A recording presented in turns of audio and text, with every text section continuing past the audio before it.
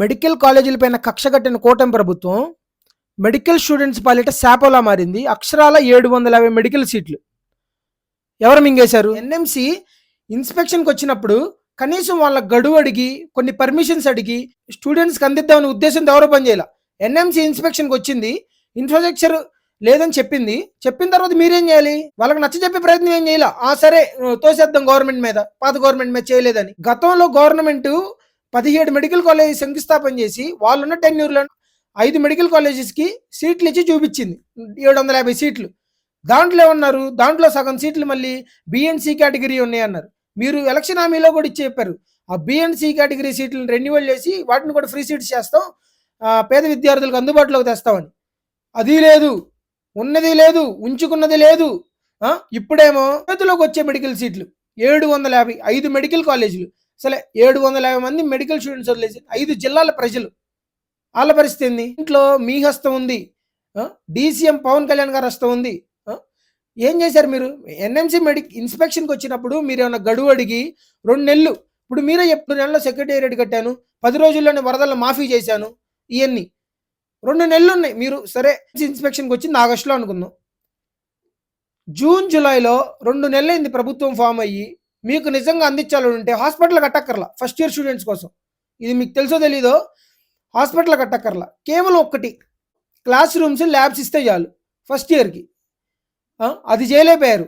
అది చేయలేకపోగా అసలు వీళ్ళకి రీజన్ చెప్పడానికి ఒకటి ఉంది, ఏంటి? పాత గవర్నమెంట్ దోసేద్దాం, ఇన్ఫ్రాస్ట్రక్చర్ సరిగ్గా లేదని. ఇన్ఫ్రాస్ట్రక్చర్ అనేది మొత్తం పూర్తి అయ్యేటప్పటికి ఇప్పుడు ఎయిమ్స్ ఉంది, ఇన్ఫ్రాస్ట్రక్చర్ బాగుందని క్లాసెస్ కండక్ట్ చేశారు 2018లో. సిద్ధార్థ మెడికల్ కాలేజ్లో పెట్టలేదా? తర్వాత వాళ్ళు ఇక్కడ షిఫ్ట్ అయిన తర్వాత వాళ్ళకి ఎప్పుడైనా ఓపీ వచ్చిందా? లేదు కదా. ఖచ్చితంగా ఫస్ట్ 2 ఇయర్స్ 3 ఇయర్స్ స్టూడెంట్స్ ఇక్కడే కాదు ఎక్కడైనా కానీ స్ట్రగుల్ అవుతూనే ఉంటారు. ఆ ఒక్కదాన్ని పట్టుకొని పూర్తయిన తర్వాత కొబ్బరికాయలు కొడతాం, పూర్తయిన తర్వాత కొబ్బరికాయ కొడతాం అంటే పోలవరంలాగా అవుతాయి అన్ని మెడికల్ కాలేజీలు. ఇంకెప్పుడు చదవాలి ఎవరైనా?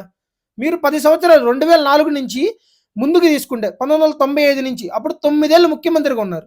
ఏం చేశారు? ఒక్క మెడికల్ కాలేజ్ ఏం తెచ్చారా? ఆల్రెడీ హాస్పిటల్గా రిజిస్టర్ అయిన జనరల్ హాస్పిటల్గా ఉన్న అనంతపూర్ని మెడికల్ కాలేజీకి కన్వర్ట్ చేసి 100 సీట్లు ఇచ్చారు. అది మీరు చేసింది. అంటే మీరున్నప్పుడు ఉత్తరాంధ్ర మొత్తానికి కలిపి ఒక ఆంధ్ర మెడికల్ కాలేజ్ ఉండేది, అంతే కదా. ఆ తర్వాత రాజశేఖర రెడ్డి గారు 3 రిమ్స్ తీసుకొచ్చారు ఏపీలోకి, శ్రీకాకుళం, ప్రకాశం డిస్టిక్, ఒంగోలు, కడప రిమ్స్. అంటే మీరు టెన్యూర్లో ఉన్నప్పుడు అప్పుడు కానీ ఇప్పుడు కానీ ఎప్పుడు కూడా ఒక మెడికల్ కాలేజ్ స్వతహాగా కట్టి పూర్తి చేసిన దాఖలా లేవు మీకు. కొంతమంది మళ్ళీ ఎయిమ్స్ అంటారు. ఎయిమ్స్ మనకే కాదు 28 రాష్ట్రాలు, అన్ని రాష్ట్రాలకు ఇచ్చింది సెంట్రల్ గవర్నమెంట్. మనల్ని ఎక్కడ పెట్టాలి అని స్టేట్ గవర్నమెంట్ అడిగింది, అంతేగాని ఇప్పుడు ఎన్డీఏ ఉంది, దానికను తమిళనాడుకి ఏం సంబంధం? అక్కడ ఎయిమ్స్ మధురై ఉంది. సో ఎయిమ్స్ అనేది కాదు, ఎయిమ్స్ వల్ల స్టేట్ మెడికల్ కాలేజ్ స్టూడెంట్స్కి అంత న్యాయం జరగదు ఎవరికి. ఎన్నుంటాయి? మహా అయితే 125 సీట్లు, ఆల్ ఇండియా కాంపిటీషను. ఎవరికి వస్తాయి సీట్లు? 750 సీట్లు వచ్చాయి. మీరు హామీలు కూడా ఇచ్చున్నారు, బిఎన్సి రద్దు చేస్తుంది దాంట్లో అని ఆశలు పెట్టుకొని ఉన్నారు జనాలు. వాటిని నీరు గార్చి ఎన్ఎంసి ఇన్స్పెక్షన్కి వస్తే అందరు చేతులు కట్టుకొని దద్దమ్మల్లా కూర్చున్నారు. పోనీ అసలుకి ఇండియాలో అటానమస్ ఇండిపెండెంట్ బాడీ అనేది అసలుకి దేనికి సంబంధం లేనిదే జ్యుడిషియరీ అంటారు అందరూ. దాన్ని సెంట్రల్ గవర్నమెంట్ ఫ్యాబ్రికేట్ చేసిద్ది, అదందరికీ తెలిసిన నగ్న సత్యం. అలాంటిది ఎన్ఎంసీని మీ ఎన్డీఏ చేత చెప్పించలేరా? హెల్త్ మినిస్టర్ ద్వారా ఎన్ఎంసీతో పని అవ్వదా? 2 నెలలు గడువు అడిగితే ఎవరు ఇవ్వకుండా ఉంటారా? పైగా మీరు నాయుడు డిపెండెన్స్ అలయన్స్ కదా, అది లేదు. ఎన్డీఏలోనేమో ప్రధాన సూత్రధారులు, పాత్రధారులు 2 క్యాబినెట్ మినిస్టర్లు ఉన్నారు ఆ గవర్నమెంట్లో, సెంట్రల్ క్యాబినెట్లో.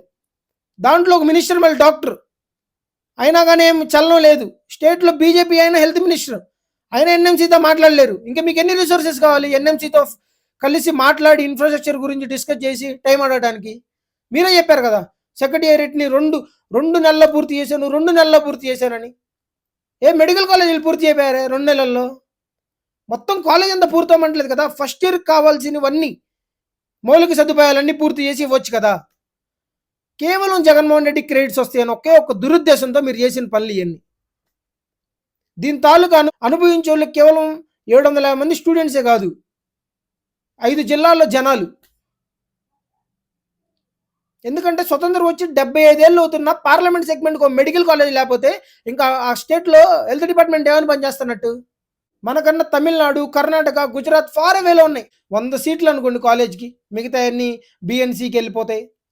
1700 సీట్లు అంటే ఉన్నదానికి సర్ప్లస్ అవుతాయి సీట్స్. అన్ని అవకాశాలు ఉండి కూడా చేతగానోళ్ళలాగా బిహేవ్ చేశారు మీరు. వైద్య ఆరోగ్య శాఖని అనారోగ్య శాఖగా మార్చి మీరు చేసిన ఈ పని ఖచ్చితంగా జనాలు గుర్తుపెట్టుకుంటారు. Especially medical students. ఎవరు ఉసురు ఎవరు తీసుకోకూడదు సార్.